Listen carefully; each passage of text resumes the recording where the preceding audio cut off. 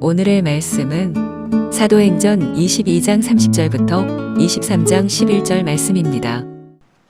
할렐루야. 오늘 하루도 여러분 삶 가운데 하나님의 은혜와 평강이 함께하길 축복합니다. 바울이 로마 시민인 것을 확인한 청부장은 그를 둘러싼 문제를 해결하기 위해 유대인의 공의를 소집하죠. 30절, 이튿날 청부장은 유대인들이 무슨 일로 그를 고발하는지 진상을 알고자 하여 그 결박을 풀고 명하여 제사장들과 온 공의를 모으고 바울을 데리고 내려가서 그들 앞에 세우니라. 바울이 왜 성전에서 다른 유대인들에게 공격을 받았는지 그 진상, 즉 확실한 내용을 알고자 했습니다. 흥분한 군중에게서는 아무런 정보를 얻을 수 없었기 때문에 이번에는 유대인의 자치위원회였던 사내린 공회를 통해 알아보려 했던 것 같습니다. 정치적 이유는 아닌 것 같고, 그렇다면 유대인들이 중요하게 생각하는 사안일 테니 공회의 논의를 통해 밝혀질 것이라 기대했을 것입니다. 총독이 아닌 로마 장교가 유대인들의 공회의 소집을 명령할 만한 권한은 없습니다. 단지 공공의 안전과 치안을 위해 이 사건의 진상을 파악해야만 했고 조사 차원에서 공회의 자문을 요청했다고 이해할 수 있습니다. 공회가 모이자 바울은 결박되지 않은 자유인의 신분으로 그들 앞에 서게 됩니다.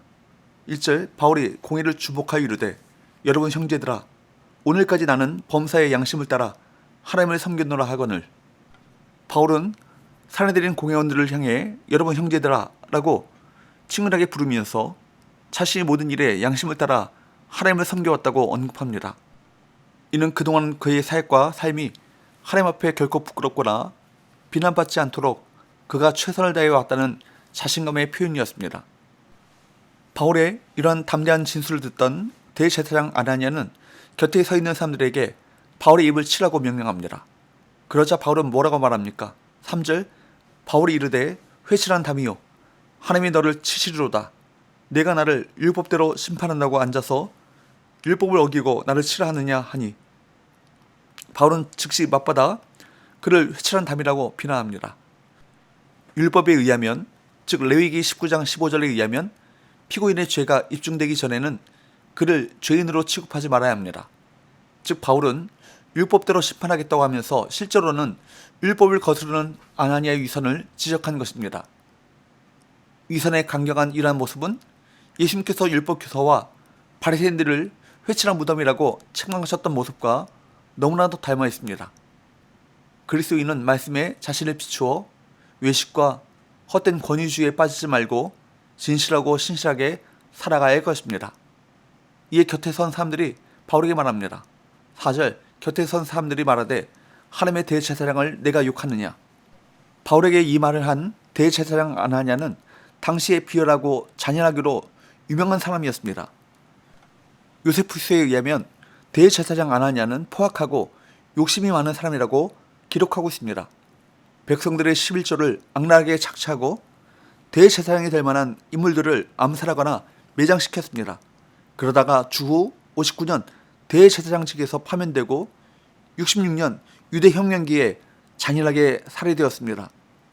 어떻게 생각하면 이런 대제사장에게는 변명하지 않을 수 있고 사과하지 않을 수도 있습니다. 하지만 바울은 즉각적으로 사과합니다.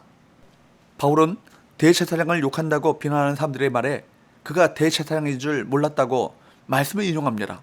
5절, 바울이 이르되 형제들아, 나는 그가 대제사장인 줄 알지 못하였노라. 기록하였으되 너의 백성의 관리를 비방하지 말라 하였느니라 하더라. 우리는 어떤 사람이 싫으면 그 사람과 관련된 모든 것을 싫어합니다. 대통령이나 정치인이 잘못할 수 있습니다. 그렇다고 해서 대통령이 필요 없다고 외치는 것은 옳지 않습니다. 권위 자체를 부정할 수 없습니다. 바울이 공회에서 보여준 태도는 비록 사람을 싫어하더라도 그 직분은 인정하는 태도였습니다. 많은 잘못이 있다 할지라도 저런 인간은 더 이상 필요하지 않다, 그렇게 부정하는 태도는 옳은 것이 아닙니다. 고치도록 기도하거나 다음에 다른 새로운 사람을 선택하면 되는 것입니다. 잘못하는 것 때문에 권위를 부정해서는 안 될 것입니다. 신앙이라는 것은 다른 것이 아니죠. 하나님의 주신 권위를 인정하며 함께 살아가는 것입니다. 마음에 들지 않는다고 부정하고 존경받지 못한다고 없애자는 것이 아니라 하나님께서 세우신 권세라면 순종하는 것입니다. 그를 인정하고 축복하는 것입니다. 하나님께서 주신 권위를 인정하고 또 하나님께서 우리에게 주신 권위를 바르게 사용할 줄 아는 종들이 될 수 있기를 주님으로 축복합니다. 본문에 보면 바울은 권위에 도전하는 대신에 지혜를 사용하기 시작했습니다. 6절 바울이 그중 일부는 사두개인이요 다른 일부는 바리새인인 줄을 알고 공에서 외쳐 이르되 여러분 형제들아 나는 바리새인이요 또 바리새인의 아들이라 죽은 자의 소망 곧 부활로 말미암아 내가 신문을 받노라. 바울은 동족에게 진심으로 부활의 복음을 전하려고 했습니다. 동족에게 복음을 전하려고 하면 소유가 일어나고 폭동이 일어나서 제대로 전할 수 없었습니다. 바울은 유대인과 이방인의 결정적인 연결은 예수 그리스도의 부활임을 알았습니다. 바울 자신이 부활하신 주님을 인격적으로 만났기 때문에 이렇게 다른 삶을 살고 있는 것입니다. 바울은 이런 확신을 가지고 말씀을 전하려고 하는데 마침 모인 무리를 보니까 바리새인과 사두개인이었습니다. 이 두 부류는 완전히 다른 사람들이었죠. 바리새인은 구약 전체를 인정했고 부활을 믿는 사람들이었습니다. 천국, 영생을 믿으며 심지어 구전까지 지키려는 사람들이었습니다. 반면에 사두개인은 모세 오경만 인정했고 부활도 천국도 영생도 믿지 않았습니다. 사두개인들은 그 당시 기득권적인 지배계층이었고 그래서 세속화된 사람들이었기 때문에 영생이나 부활에는 관심이 없었습니다. 바울은 부활에 대한 메시지를 전하고자 이야기를 끄집어내렸는데 사태는 걷잡을 수 없이 전개되었습니다. 바리새인과 사두개인 사이에 다툼이 일어났고 심지어 서기관까지 가세하여 논쟁이 붙어 커다란 소동이 일어났습니다. 9절 10절 크게 떠들새 바리새인 편에서 몇 서기관이 일어나 다투어 이르되 우리가 이 사람을 보니 악한 것이 없도다. 혹 영이나 혹 천사가 그에게 말하였으면 어찌하겠느냐 하여 큰 분쟁이 생기니 천부장은 바울이 그들에게 찢겨질까 하여 군인을 명하여 내려가 무리 가운데서 빼앗아 가지고 영내로 들어가라 하니라. 바울의 부활에 대한 호소는 사두개인과 바리새인 사이에 큰 분쟁을 일으켰습니다. 그 사이에 바울이 큰 피해를 당할까봐 천부장은 군인들을 보내 바울을 호송하죠. 비록 바울은 재판을 받는 픽으로 서 있었지만 마치 호의를 받는 귀인 같은 대접을 받은 것입니다. 그 밤에 주님께서는 바울에게 나타나셨습니다. 11절 그날 밤에 주께서 바울 곁에 서서 이르시되 담대하라 내가 예루살렘에서 나의 일을 증언한 것 같이 로마에서도 증언하여야 하리라 하시니라. 사도 바울이 어떤 고난 속에서도 흔들리지 않았던 것은 주님을 만나고 주님의 음성을 들었기 때문입니다.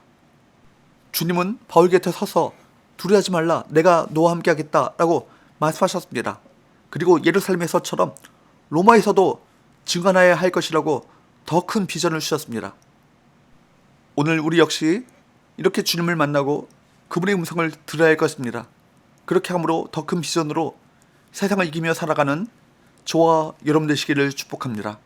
기도합시다. 하나님 아버지, 어떤 위기 속에서도 주님께서 우리 곁에 계심을 확신하게 하시고 담대하게 사명을 감당하라고 말씀하시는 주님의 음성을 듣게 하여 주옵소서. 예수님의 이름으로 기도합니다. 아멘.